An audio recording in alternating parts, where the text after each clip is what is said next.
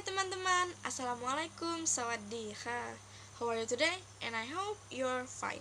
Perkenalkan, nama saya Dinda Mona Syabila. Kalian bisa panggil saya Mona. Saya bersekolah di SMA Negeri 16 Tanjung Jabung Barat. Sekarang, saya duduk di bangku kelas 11 dengan jurusan IPS. So, di sini saya akan membagikan sedikit informasi tentang proses kemerdekaan Indonesia yang berjudul Merdeka atau Mati. Tahukah kalian siapa yang mencetuskan semboyan merdeka atau mati tersebut? Ya, ia adalah Bung Tomo, salah seorang tokoh yang berperan penting dalam kemerdekaan Indonesia. Dan tahukah kalian apa makna dari semboyan tersebut? Makna dari semboyan merdeka atau mati merupakan pilihan hidup. Jika kita tidak bisa hidup dengan kemerdekaan dari dosa, maka kita akan menjalani hidup dengan kematian. Semua bermula dari setelah Indonesia memproklamasikan kemerdekaannya. Sepanjang perjalanan begitu banyak bendera merah putih di mana-mana. Para pemuda dan pemudi bersorak riang, memandang, menyambut kemerdekaan yang telah diimpikan sejak lama. Namun sayang, masih ada pihak-pihak yang mencoba merebutnya.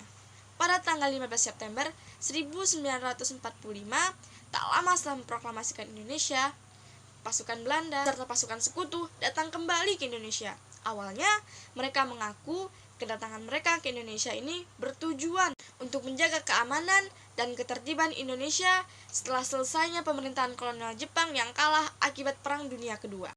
Insinyur Soekarno didampingi oleh Dr. Ernest Muhammad Hatta memproklamasikan kemerdekaan Indonesia pada hari Jumat tanggal 17 Agustus 1945 jam 10 pagi di Pengangsaan Timur 56 Jakarta. Kedatangan pihak Belanda dibonceng oleh pihak sekutu awalnya diterima baik di Indonesia. Namun, seiring berjalannya waktu, kedok-kedok mereka terbuka. Provokasi-provokasi mulai dijalankan di berbagai daerah di Indonesia, sehingga mengakibatkan bentrokan senjata dengan rakyat Indonesia. Untungnya, Presiden Soekarno sebelumnya sudah memperingatkan rakyat Indonesia untuk berhati-hati dengan keberadaan Belanda beserta sekutunya di tanah Indonesia. Dalam pidatonya di lapangan IKIDA, sekarang menjadi Monas. Tak lama setelah sekutu dan Belanda berlabuh di Tanjung Priuk, berbekal semangat juang yang tinggi dalam mempertahankan kemerdekaan rakyat Indonesia, kemudian melawan pasukan sekutu dan Belanda dalam pertempuran-pertempuran yang kemudian dikenang dalam sejarah sebagai suatu pertempuran yang patriotik. Pada 17 Agustus 2014 menjadi tahun ke-69 kemerdekaan Indonesia di Ancol, tepatnya di Jakarta Utara. Ratusan batang pohon pinang yang sudah dipasangi beragam hadiah menjadi penyemangat warga sekitar untuk hadir memeriahkan acara Panjat Pinang massal. Panjat Pinang sudah berlangsung sejak zaman penjajahan.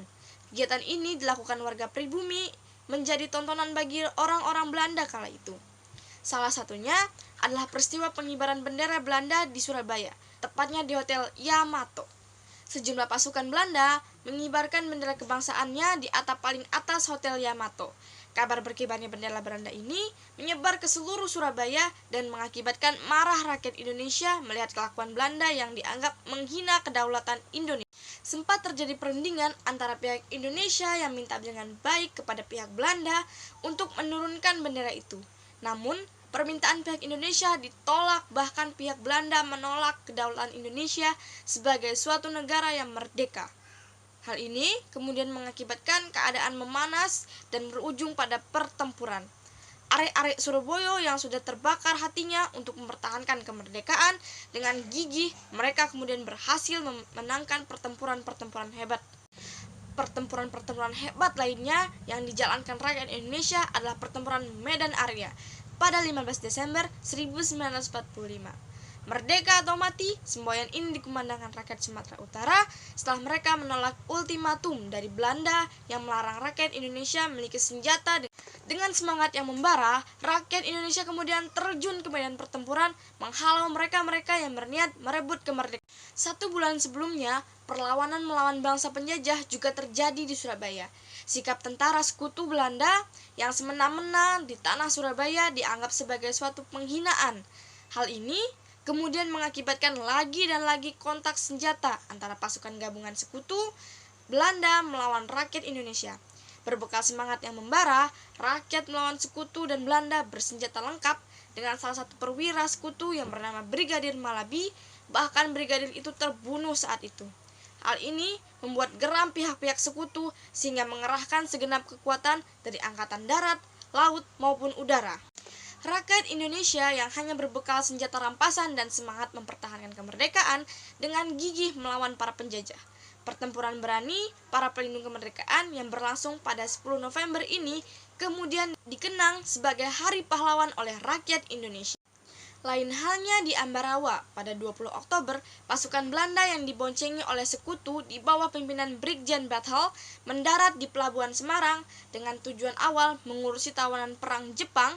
Namun, sesampainya di Kecamatan Ambarawa, mereka malah membebaskan tawanan tentara Belanda, kemudian mempersenjatai mereka.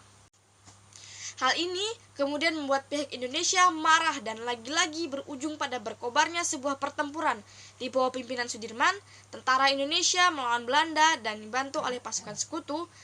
Pertempuran ini berlangsung sangat sengit selama 4 hari.